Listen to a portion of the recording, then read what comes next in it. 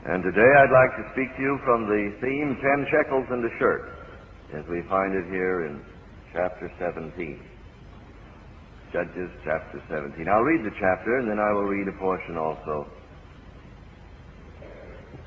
from the 18th to the 19th chapters, that the background might be clear in our mind. And there was a man of Mount Ephraim whose name was Micah. A little background, if you please. There was a situation where the Amorites refused to allow the people of the tribe of Dan to any freedom, access to Jerusalem, and they crowded them up into Mount Ephraim. It's a sad thing when the people of God allow the world to crowd them into an awkward position. And so they were unable to get to Jerusalem, and we find that out of this comes the problems we're about to see. There was a man of Mount Ephraim whose name was Micah, and he said unto his mother, The 1,100 shekels of silver that were taken from thee, about which thou cursest, and spakest of also in mine ears, behold, the silver is with me. I took it. And his mother said, Blessed be thou of the Lord, my son. And when he had restored the 1,100 shekels of silver to his mother said, I had wholly dedicated the silver unto the Lord from my hand for my son, to make a graven image and a molten image. Now therefore I will restore it unto thee. Yet he restored the money unto his mother. And his mother took 200 shekels of silver and gave them to the founder, who made thereof a graven image and a molten image, and they were in the house of Micah. And the man Micah had an house of gods, and made an ephod and a teraphim. This is incidentally the images that Rachel brought, you remember. The images is literally the word. And he consecrated one of his sons who became his priest. In those days there was no king in Israel, but every man did that which was right in his own eyes. And there was a young man out of Bethlehem, Judah, of the family of Judah, who was a Levite, and he sojourned there. And the man departed out of the city from Bethlehem, Judah, to sojourn where he could find a place. And he came to Mount Ephraim, to the house of Micah, as he journeyed. And Micah said unto him, Whence comest thou? And he said unto him, I am a Levite of Bethlehem, Judah, and I go to sojourn where I may find a place. And Micah said unto him, Dwell with me, and be unto me a father and a priest, and I will give thee 10 shekels of silver by the year, and a suit of apparel, and thy victuals. So the Levite went in, and the Levite was content to dwell with the man, and the young man was unto him as one of his sons. And Micah consecrated the Levite, and the young man became his priest, and was in the house of Micah. Then said Micah, Now I know that the Lord will do me good, seeing I have a Levite to my priest. In those days there was no king in Israel, and in those days the tribe of the Danites sought them an inheritance to dwell in, for unto that day all their inheritance had not fallen unto them among the tribes of Israel. And the children of Dan sent of their family 5 men from their coasts, men of valor, from Zorah and from Eshtaol, to spy out the land and to search it. And they said unto them, Go search the land. Who, when they came to Mount Ephraim, to the house of Micah, they lodged there. When they were by the house of Micah, they knew the voice of the young man, the Levite. And they turned in thither, and said unto him, Who brought thee hither? And what makest thou in this place? And what hast thou here? And he said unto them, Thus and thus dealeth Micah with me, and hath hired me, and I am his priest. And they said unto him, Ask counsel, we pray thee, of God, that we may know whether our way which we go shall be prosperous. And the priest said unto them, Go in peace, before the Lord is your way wherein ye go. And now if you'll go over to the latter part of the chapter.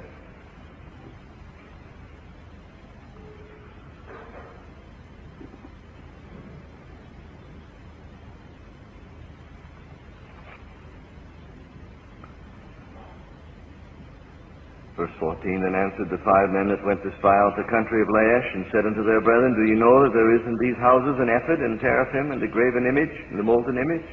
Now therefore consider what we have to do. And they turned thitherward, and came to the house of the young man the Levite, even unto the house of Micah, and saluted him. And the 600 men appointed with their weapons of war, which were of the children of Dan, stood by the entering of the gate. And the 5 men that went to spy out the land went up, and came in thither, and took the graven image, and the ephod, and the teraphim, and the molten image. And the priest stood in the entering of the gate, with the 600 men were appointed with weapons of war. And these went into Micah's house, and fetched the carved image, the ephod, the teraphim, and the molten image. Then said the priest unto them, What do ye? And they said unto him, Hold thy peace. Lay thine hand upon thy mouth, and go with us, and be to us a father and a priest. It is better for thee to be a priest unto the house of one man, or that thou be a priest unto a tribe, and a family in Israel. And the priest's heart was glad. And he took the ephod, and the teraphim, and the graven image, and went in the midst of the people. So they turned and departed, and put the little one and the cattle in the carriage before them. Well, there's the story.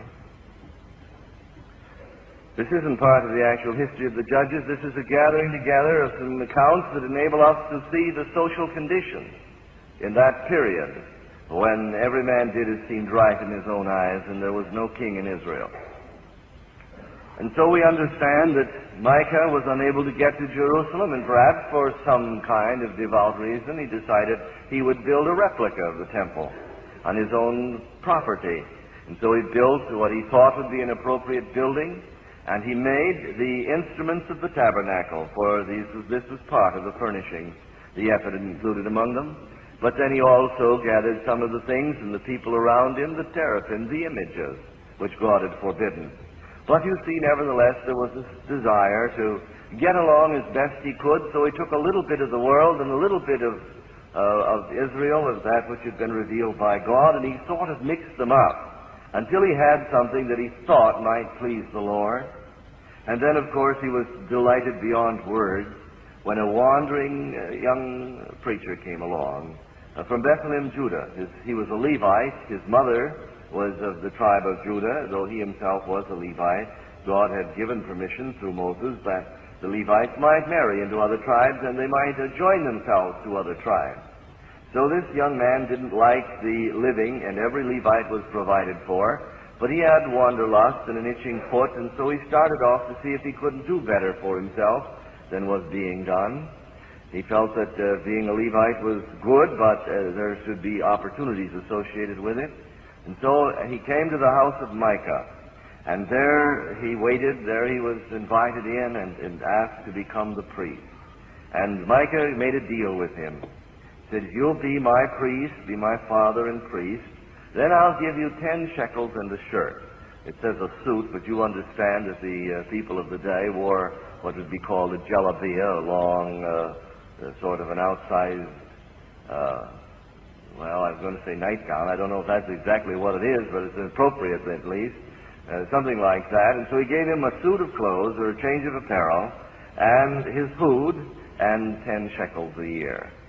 This was pretty good living for him, and so he decided that he would stay there and enter into the mixture of idolatry and so on that was in the house of Micah. But the people of Dan came along. They were supposed to have driven out the Amorites, but the Amorites were too difficult, so they wanted to find someone that was a little easier to get out, to move. And they came to, as you've read, to Micah's house, and the Levite told them to go ahead, and then you find that they discovered that there were some people after the manner of the Zidonians at Laish, and they were peaceful, and no one was there to protect them, so they figured this would be a very good place to take some land for themselves. And when they came with the men that were set out to conquer this area, they figured that since they'd found the land through the young Levite, it would be splendid to have his assistance. And so they went into the house of Micah, took all the things that he had made, and it cost a good bit of money because at least 200 shekels had been given for this one piece of furniture.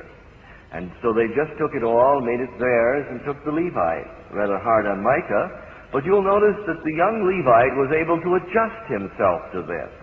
It was amazing how flexible he was and how easily he could accommodate himself to such changes when there was a little rationalization along the way. As soon as he could begin to see that it was far more important to serve a tribe than a one-man family, and he could minister to so many more, why, he could see the wisdom of this, and he could justify it. And so, with no real strain of conscience, he could make the adjustment, hold his hand over his mouth while they took the furniture out of the little chapel that Micah had built. But he was a wise man nonetheless. Rather than go along at the front which put him in a place of danger, or at the rear, which put him in a place of danger, I say he was a wise man. He put himself right in the middle, so that if Micah sent any of his servants to get him, he was safe with soldiers on every side. What can we call this, and how will it apply to our day and generation? Would I be out of line and order if I were to talk to you for a little while about utilitarian religion and expedient Christianity and a useful God? I would like to call attention to the fact that our day is a day which the ruling philosophy is pragmatism. You understand what I mean by pragmatism. Perhaps that pragmatism means if it works, it's true. If it succeeds, it's good. And the test of all practices, all principles, all truth, so-called, all teaching, is do they work? Do they work? Now, according to pragmatism, the greatest failures of the ages have been some of the men God has honored most. For instance, whereas Noah was a mighty good shipbuilder, his main occupation wasn't shipbuilding, it was preaching. He was a terrible failure as a preacher. His wife and his 3 children and their wives is all he had. 7 converts in 120 years, you wouldn't call that particularly effective. Most mission boards would ask the missionaries to withdraw long before this. I say as a shipbuilder he did quite well, but as a preacher he was a failure.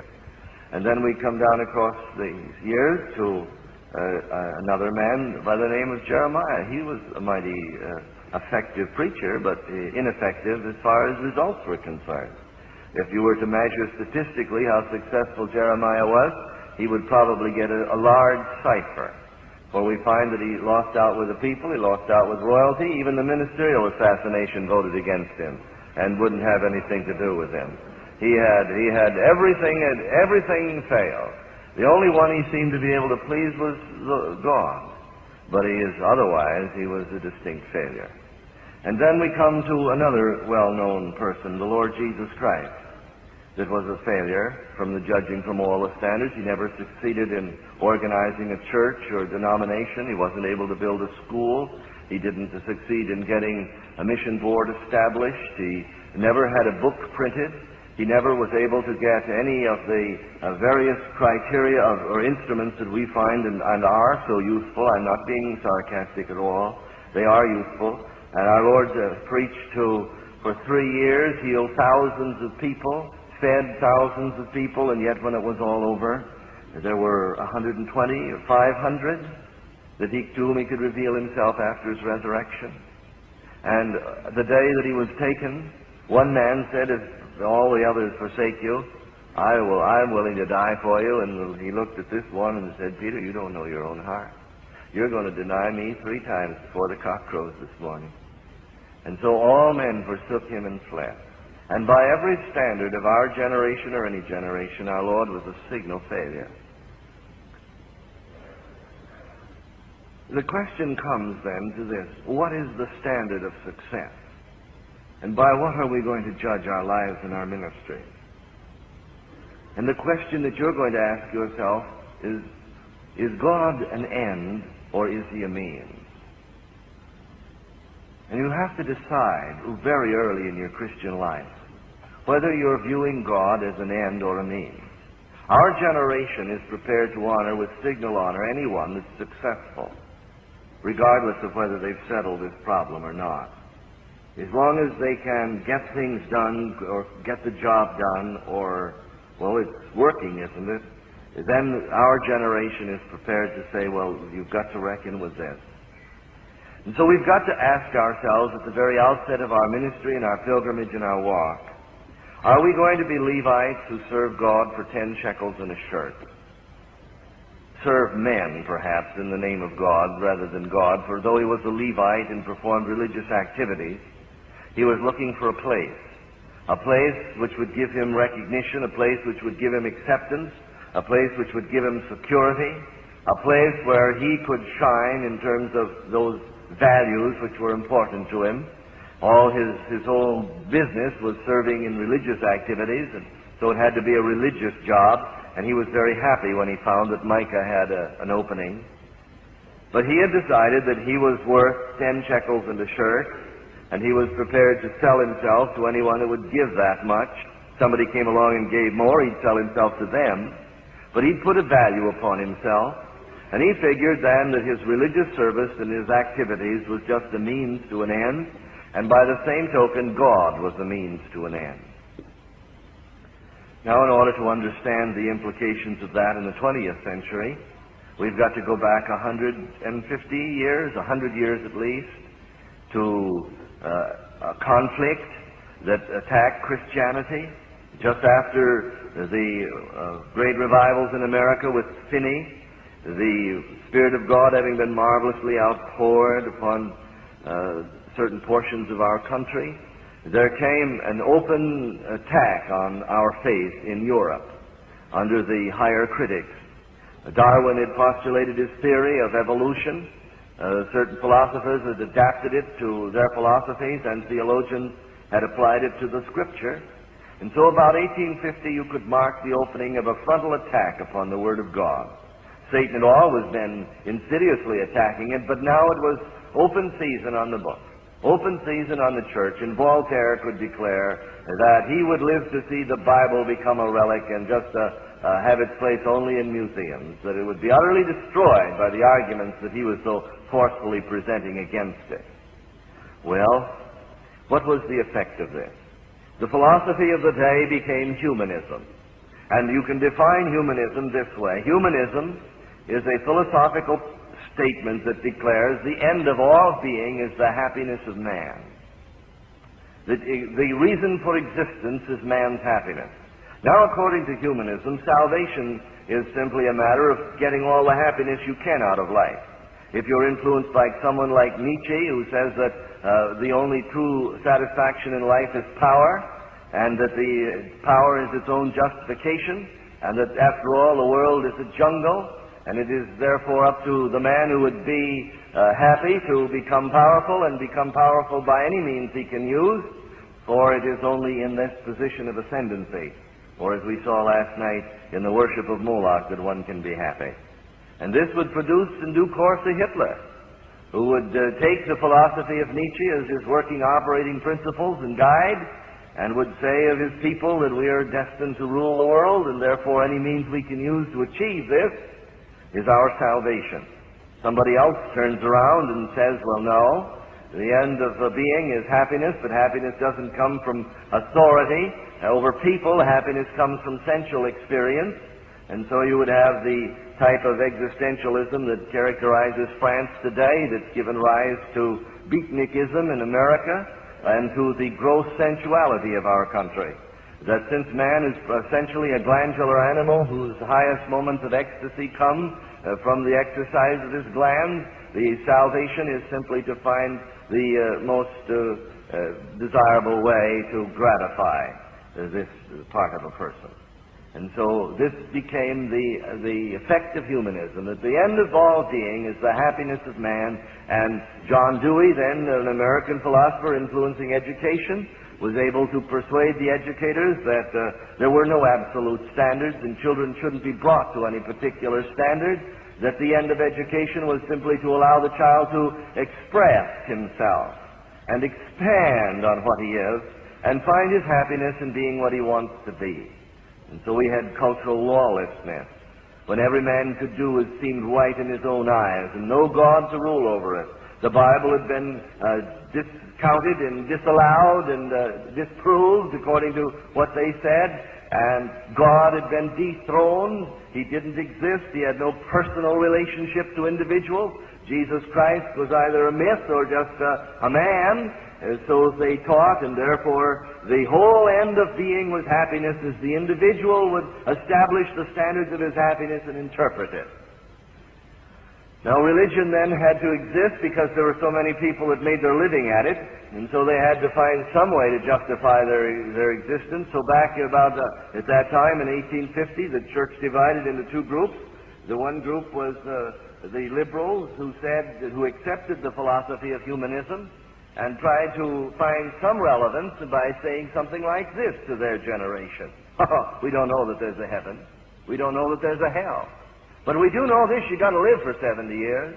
And we know that there's a great deal of benefit from poetry, from high thoughts and noble aspirations. And therefore it's important for you to come to church on Sunday so that we can read some poetry, that we can give you some little adages and axioms and rules to live by. And we can't say anything about what's going to happen when you die, but we'll tell you this. If you'll come every week and pay and help and stay with us, we'll put springs on your wagon and your trip will be more comfortable. And so we can't guarantee anything about what's going to happen when you die, but we say that if you'll come along with us, we'll make you happier while you're alive. And so this became the essence of liberalism. It has simply nothing more than to try and put a little sugar in the bitter coffee of the journey and sweeten it up for a time. This was all that it could say. Well, now the philosophy of the atmosphere is humanism. The chief end of being is the happiness of man. There's another group of people that have taken umbrage with the liberals. This group of my people, the fundamentalists, that say, we believe in the inspiration of the Bible. We believe in the deity of Jesus Christ. We believe in hell. We believe in heaven. We believe in the death, burial, and resurrection of Christ. But remember, the atmosphere is that of humanism. And humanism says the chief end of being is the happiness of man. And humanism is like a miasma out of a pit. It just permeates every place. And humanism is like an infection, an epidemic. It just goes everywhere. And so it wasn't long until we had this. The fundamentalists knew each other because they said, we believe these things. They were men, for the most part, that had met God. But you see, it wasn't long until, having said, these are the things that establish us as fundamentalists, the second generation said, this is how we become a fundamentalist. Believe in the inspiration of the Bible. Believe in the deity of Christ. Believe in his death, burial, and resurrection. And thereby become a fundamentalist. And so it wasn't long until it got to our generation, where the whole plan of salvation was to give intellectual assent to a few statements of doctrine. And a person was considered a Christian because he could say, at 4 or 5 places that he was asked to. And if he knew where to say, someone would pat him on the back, shake his hand, smile broadly, and say, brother, you're saved. And so it had gotten down to the place where salvation was nothing more than an assent to a scheme or a formula. And the end of this salvation was the happiness of man, because humanism has penetrated.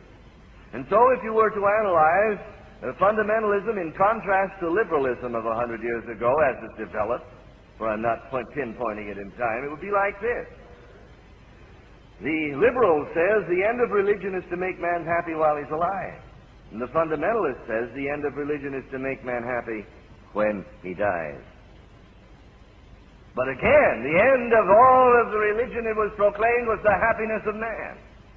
And whereas the liberal says by social change and political order we're going to do away with slums, we're going to do away with alcoholism and dope addiction and poverty, and we're going to make heaven on earth and make you happy while you're alive. We don't know anything about after that, but we want you to be happy while you're alive. They went ahead to try to do it, only to be brought up with a terrifying shock at the First World War and utterly staggered to the Second World War, because they seem to be getting nowhere fast.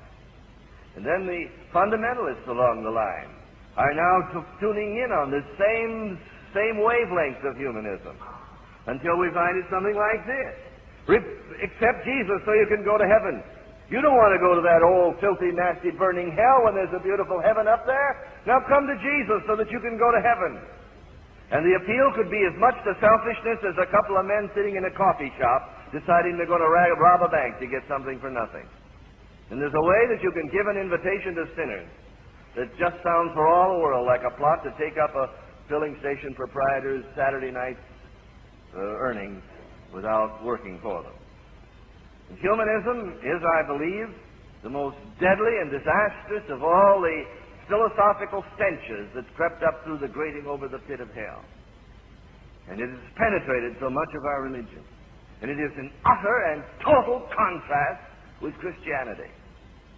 And unfortunately, it's seldom seen. And here we find Micah wants to have a little chapel, and he wants to have a priest, and he wants to have prayer, and he wants to have devotion, because I know the Lord will do me good. And this is selfishness. And this is sin. And the Levite comes along and falls right in with it. because he wants a plate. He wants 10 shekels and a shirt and his food. And so, in order that he can have what he wants and Micah can have what they want, they sell out God for 10 shekels and a shirt. And this is the betrayal of the ages.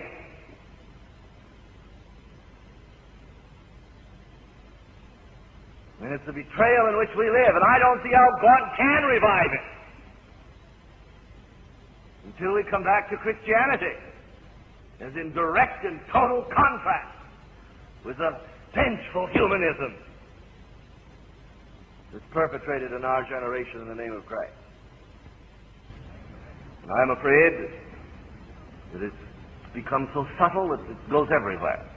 What is it? In essence, it's this: that this philosophical postulate that the end of all being is the happiness of man has been sort of covered over with evangelical terms and biblical doctrine until God reigns in heaven for the happiness of man. Jesus Christ is incarnate for the happiness of man. All the angels exist in the whole. Everything is for the happiness of man. And I submit to you that this is unchristian.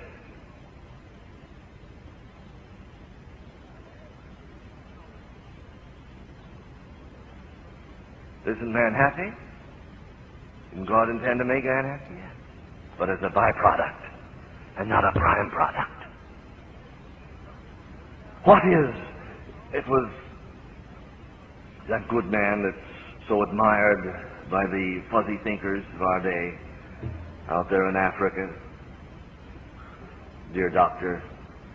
Schweitzer, bless his heart. He's a brilliant man, a philosopher, a doctor, musician, composer, undoubtedly a brilliant man. But Dr. Schweitzer is no more Christian than this rose. And he would call it a personal insult if he were to say he was a Christian. Because he doesn't see Christ as having any relevance to his philosophy or life. And Dr. Schweitzer is a humanist. Dr. Schweitzer was sitting on the bow of the boat going up the broad Congo River toward his station, watching the Belgian government officials with their high-powered rifles shooting at the crocodiles sunning on the mud flats along the river. And they were expert marksmen. And as they would use these dum-dum bullets that would explode inside the crocodile and just send them spinning up into the air from the contraction of muscles. And he said, "How do you know so much about it?" Well, to my shame, I was guilty of the same thing in the Nile. And they were there, and this was what their sport was. And they'd bag them, and they'd keep counts, and they'd put strings around the place where their gun was. They'd have a little place for the gun, and then they'd tie knots so that they could see how many crocodiles they killed. Colossal waste of life. And it was there that Schweitzer saw the essence of his philosophy. And do you know what it is? 3 words. Reverence for life. Reverence for life. Crocodile life. Human life. And other kinds of life. My friend George Klein, who was with us last week, going back to the Gaboon, was just about 50 or 60 miles away from Dr. Schweitzer's station. You know, Dr. Schweitzer is so convinced of the reverence of life that he doesn't like to sterilize his surgery. He has the dirtiest surgery in Africa. Because bacteria are life, and he doesn't want to hurt any of the good bacteria with the bad, so he just sort of lets them all grow together. And, his organ broke. Someone had sent him out an organ and the means of playing it, and so Mr. Klein is an expert organist and an organ repairer as well. So he went over to see Dr. Schweitzer, and Dr. Schweitzer said, "George, you think you could fix my organ?" He said, "I wouldn't be surprised. Let me try it." So he took the back off, and to his amazement, he discovered a huge nest of cockroaches. With characteristic American enthusiasm and zeal, George started trampling all over the cockroaches, not to let one of them get away. And the good doctor came out, his hair standing straighter than it had for a long time, and because of his anger, and he said, "You stop that right now." And George says, "Why? They're earning your organ." He said, "That's all right. They were just being true to their nature." He said, "You can't kill those."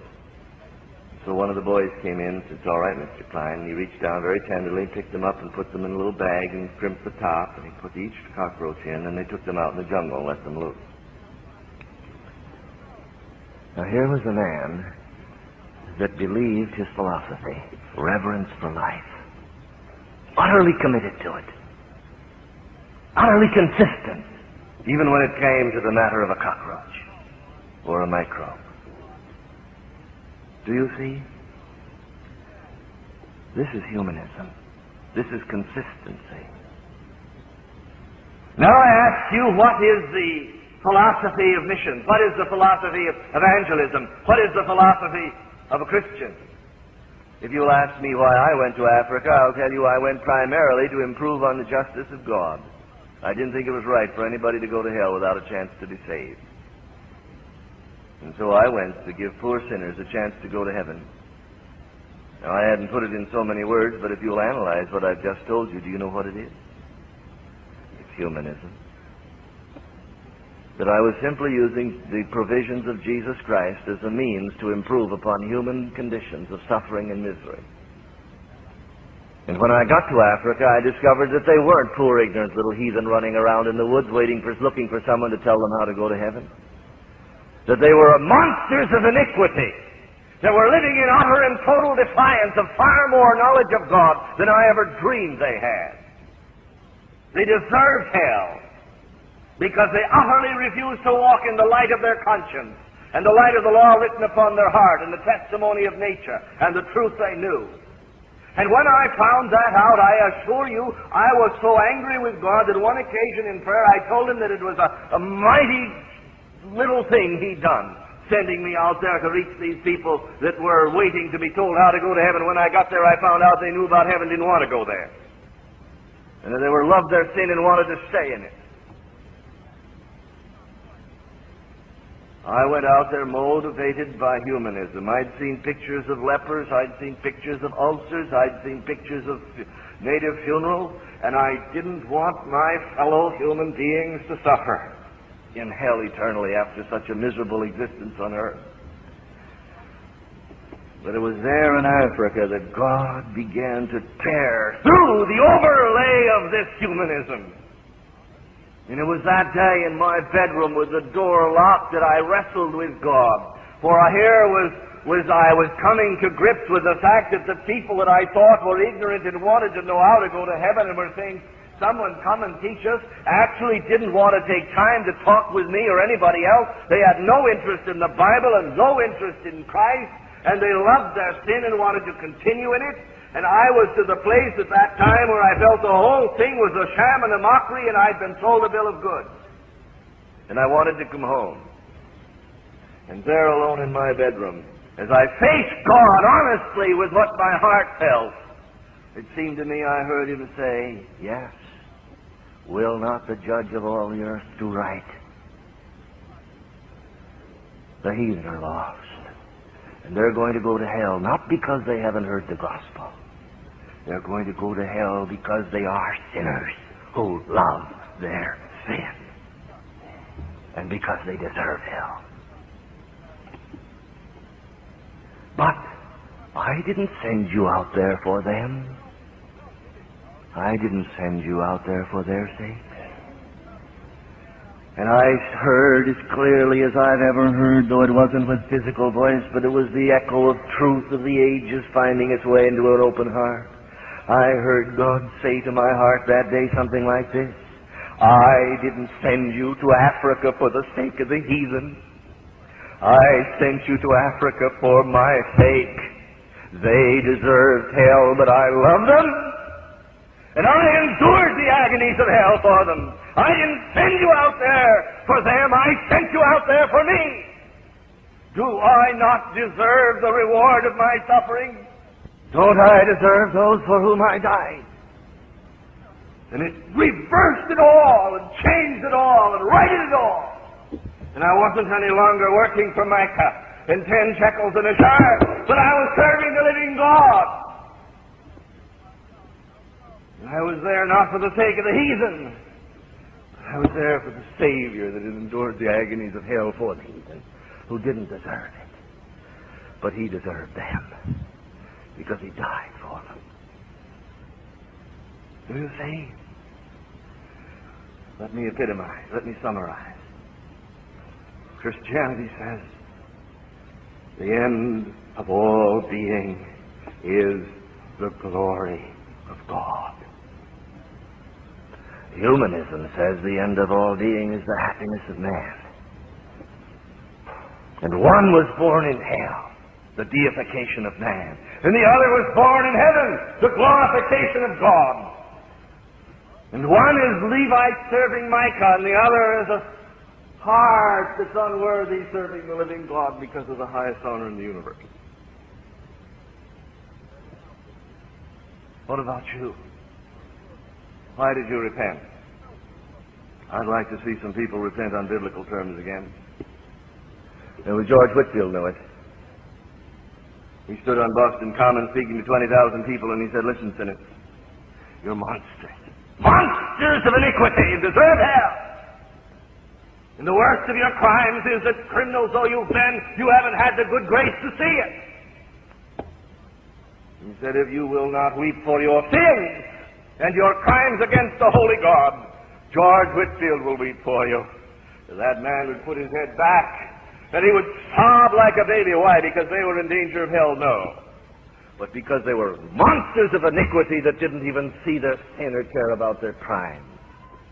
Do you see the difference? Do you see the difference? The difference is here's somebody trembling because he's going to be hurt in hell.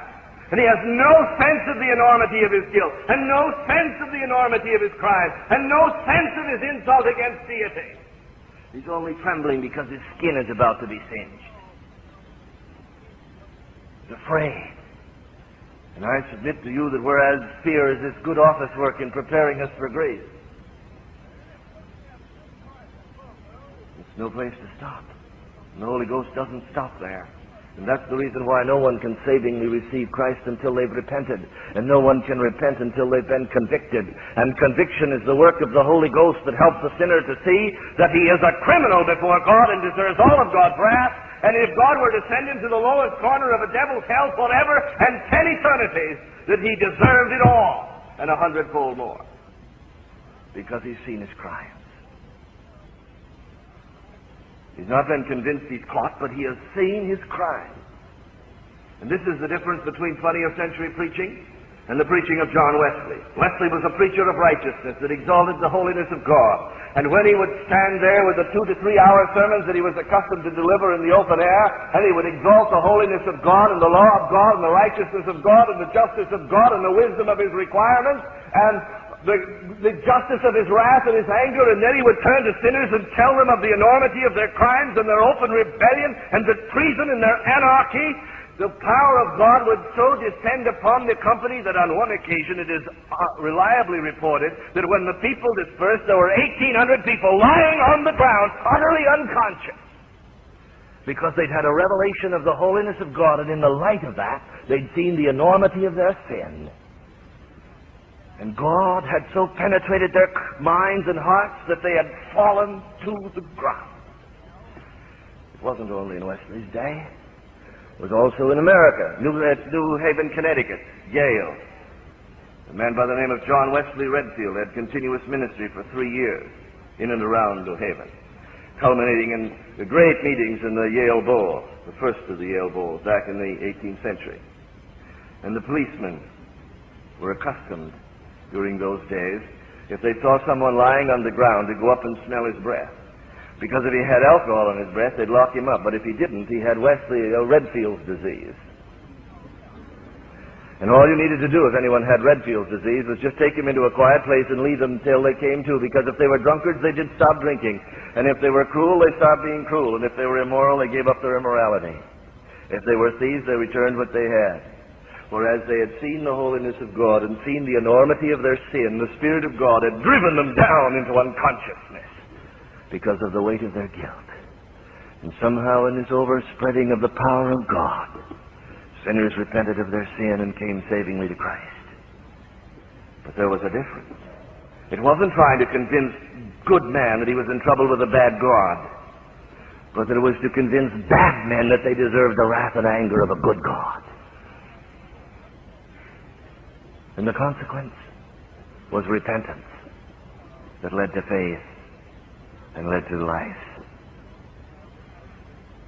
Dear friends, there's only one reason One reason for a sinner to repent, and that's because Jesus Christ deserves the worship and the adoration and the love and the obedience of his heart. Not because he'll go to heaven. If the only reason you repented, dear friend, was to keep out of hell, all you are is just a Levite serving for 10 shekels and a shirt. That's all. You're trying to serve God because he'll do you good. But a repentant heart is a heart that has seen something of the enormity of the crime of playing God and denying the just and righteous God the worship and obedience that he deserves. Why should a sinner repent? Because God deserves the obedience and love that he has refused to give him. Not so that he'll go to heaven. The only reason he repents is so that he'll go to heaven. It's nothing but trying to make a deal or a bargain with God. Why should a sinner give up all his sins? Why should he be challenged to do it? Why should he make restitution when he's coming to Christ? Because God deserves the obedience that he demands. I have talked with people that have no assurance of sins forgiven. They want to feel saved before they're willing to commit themselves to Christ. But I believe that the only ones whom God actually witnesses by his Spirit are born of him are the people, whether they say it or not, that come to Jesus Christ and say something like this: Lord Jesus, I'm going to obey you and love you and serve you and do what you want me to do as long as I live, even if I go to hell at the end of the road, simply because you are worthy to be loved and obeyed and served, and I'm not trying to make a deal with you. Do you see the difference? Do you see the difference between being a Levite serving for 10 shekels in a shirt, or a Micah building a chapel because God will do you good, and someone that repents for the glory of God? Why should a person come to the cross? Why should a person embrace death with Christ?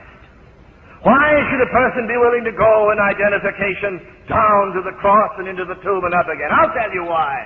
Because it's the only way that God can get glory out of a human being. If you say it's because you'll get joy or peace or blessing or success or fame, then it's nothing but a Levite serving for 10 shekels in a shirt. There's only one reason for you to go to the cross, dear young person. And that's because until you've come to the place of union with Christ in death, you are defrauding the Son of God of the glory that he could get out of your life. For no flesh shall glory in sight. And until you've understood the sanctifying work of God by the Holy Ghost, taking you into union with Christ in death and burial and resurrection, you have to serve, and what you have and all you have is that which is under the sentence of death. Human personality and human nature and human strength and human energy. And God will get no glory out of that. And so the reason for you to go to the cross isn't that you're going to get victory. You will get victory. It isn't that you're going to have joy. You will have joy. But the reason for you to embrace the cross and press through until you know that you can testify with Paul, I'm crucified with Christ, isn't what you're going to get out of it, but what he'll get out of it. For the glory of God. By the same token, why ought you press through to know the fullness of the Holy Spirit? Why ought you press through to know the fullness of Christ? I'll tell you why. Because the only possible way that Jesus Christ will get glory out of a life that is redeemed with his precious blood is when he can fill that life with his presence and live through it his own life. The genius of our faith wasn't that we were going to go through the motions like a Levite that were hired to serve God. No. The genius of our faith was that we'd come to the place where we knew we could do nothing, and all we could do would be to present the vessel and say, Lord Jesus, you'll have to fill it. And everything that's done will have to be done by you and for you. But I know so many people that are trying to know the fullness of God so that they can use God. A young preacher came to me down in West Virginia, Huntington, West Virginia. He said, Brother Reed, I've got a great church. We've got a wonderful Sunday school program. We've got a radio ministry, growing. But I feel a personal need and a personal lack. I need to be baptized with the Holy Ghost. I need to be filled with the Spirit. And someone told me God had done something for you. And I wonder if you could help me. I looked at the fellow. And you know what he looked like? Me. Just looked like me. I just saw in him everything that was in me. You thought I was going to say me before. No, listen, dear heart. If you've ever seen yourself, you'll know that you're never going to be anything else than you were. For in me and my flesh there's no good thing. Look like me? He was like a fellow driving up in a big Cadillac, to someone standing at the filling station say, "Fill her up, bud, with the highest octane you got." Well, that's the way it looked. He wanted power for his program. And God is not going to be a means to anyone's end. I said, "I'm awfully sorry. I don't think I can help you." He said, "Why?" "I don't think you're ready." I said, "Well, suppose you consider yourself coming up with a Cadillac. You talked about your program. You talked about your radio. You talked about your Sunday school and church. It's very good. You've done wonderfully well without the power of the Holy Spirit." That's what the Chinese Christian said, when he got back to China. "What impressed you most about America?" He said, "The great things Americans can accomplish without God." And he'd accomplished a great deal, admittedly, without God. Now he's wanted something power to accomplish his ends even further. I said, No. You're sitting behind the wheel and you're saying to God, "Give me power so I can go." "You won't work. You've got to slide over." But I knew that rascal because I knew me. I said, "No, it'll never do. You've got to get in the back seat." I could see him leaning over and grabbing the wheel. No, I said, "It'll never do in the back seat." I said, "Before God will do anything from you, you know what you've got to do?" He said, "What?" I said, "You've got to get out of the car, take the keys around, open up the trunk lid, hand the keys to the Lord Jesus, get inside the trunk, slam the lid down, whisper through the keyhole, 'Lord, look, fill her up with anything you want and you drive. It's up to you from now on.'" And that's why so many people, do not enter into the fullness of Christ. Because they want to become a Levite with 10 shekels and a shirt. They've been serving Micah, but they think if they had the power of the Holy Ghost, they could serve the tribe of Dan. It'll never work. Never work. There's only one reason for God needing you, and that's to bring you to the place where, in repentance, you've been pardoned for His glory, and in victory, you've been brought to the place of death that He might reign, and in His fullness, Jesus Christ is able to live and walk in you. And your attitude is the attitude of the Lord Himself, who said, "I can do nothing of myself. I can't speak of myself. I don't make plans for myself. My only reason for being is the glory of God in Jesus Christ." If I were to say to you, "Come to be saved so you can go to heaven. Come to the cross so that you can have joy and victory. Come to the fullness of the Spirit so that you can be satisfied," I'd be falling into the trap of humanism. I'm going to say to you, dear friend, if you're out here without Christ, you come to Jesus Christ and serve Him as long as you live, whether you go to hell at the end of the way, because He's worthy. I say to you, Christian friend, you come to the cross and join Him in union in death and enter into all the meaning of death to self in order that He can have glory. I say to you, dear Christian, if you do not know the fullness of the Holy Ghost, come and present your body a living sacrifice and let Him fill you so that He can have the purpose for His coming fulfilled in you and get glory through your life. It's not what you're going to get out of God. It's what He is going to get out of you.